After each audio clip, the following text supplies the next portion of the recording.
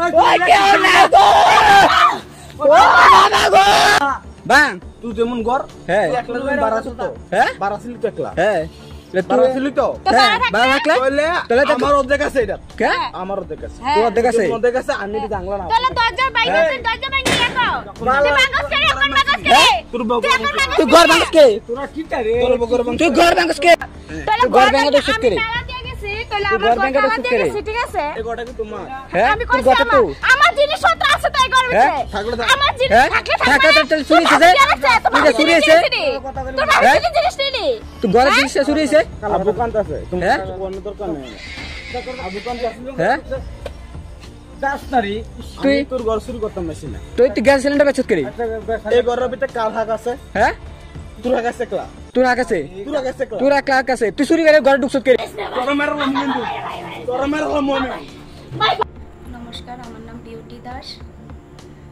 আমি এখন আমার বাবার বাড়িতে আছি।